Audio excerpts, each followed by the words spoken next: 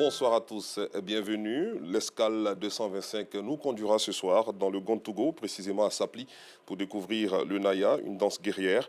Elle a été découverte par un chasseur Koulango dans une forêt pendant les mariages, les funérailles et autres événements. Les danseurs de Naya égayent les habitants du village. Seuls les initiés sont habilités à danser le Naya, une danse qui est un trésor pour les populations de la région située au nord-ouest de la Côte d'Ivoire. Le compte-rendu de Asita Diarra, Bachil Kader et Eliane Guessan tout à l'heure dans la grande édition. Parlons transport à présent. La gare de véhicules reliant Cocody à Yopougon ainsi qu'à d'autres communes du district d'Abidjan a été délocalisée. Auparavant située au carrefour La Vie, elle a été déplacée un peu plus bas dans la même zone il y a quelques mois. Quel constat fait-on de cette relocalisation? Réponse à cette question à 19h30 avec notre reporter Fedana Yo.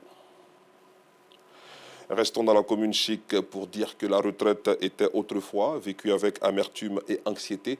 Aujourd'hui, ces sentiments ne sont plus à l'ordre du jour, notamment pour les personnes du troisième âge de Cocody.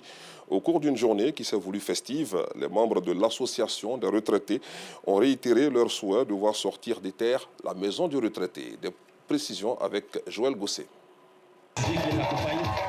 La retraite était autrefois vécue avec amertume et anxiété. Aujourd'hui, ces sentiments ne sont plus à l'ordre du jour, notamment pour les personnes du troisième âge de la commune de Cocody. Ces seniors prônent désormais une seconde vie active, joyeuse et fraternelle. Être à la retraite, c'est pas rester toujours à la maison, manger, dormir. Il faut sortir un peu pour se mettre ensemble et puis organiser des petites cérémonies qui nous rassemblent et qui feront en sorte que nous nous déplacions et que nous quittions nos salons. Au cours de la journée des seniors de Cocody qui s'est voulue festive, les membres de l'association des retraités de Cocody ARECO ont réitéré leur souhait de voir sortir de terre la maison du retraité de la dite commune dont le budget est estimé à environ 200 millions de francs CFA pour une meilleure prise en charge des seniors.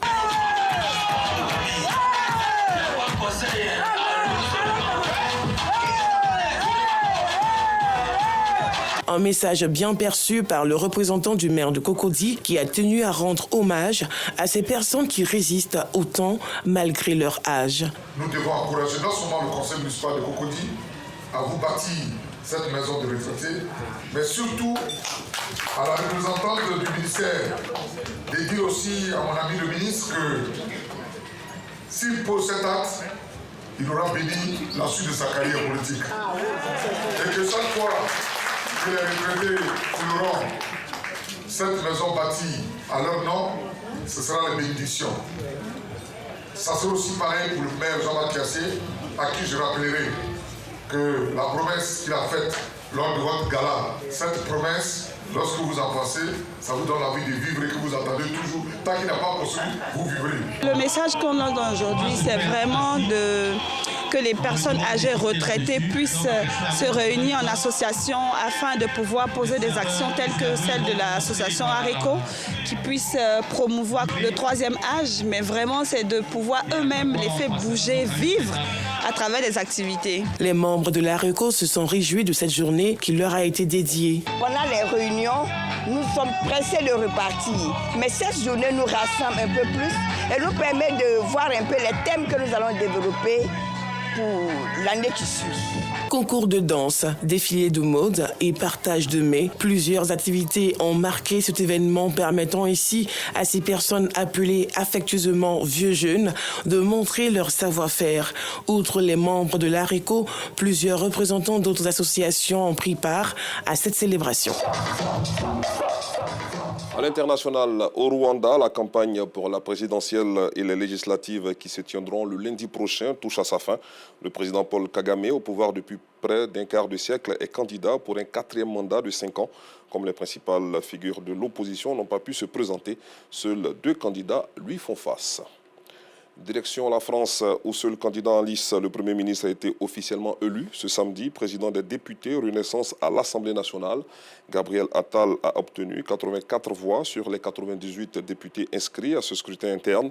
7 ont voté blanc et 7 autres se sont abstenus.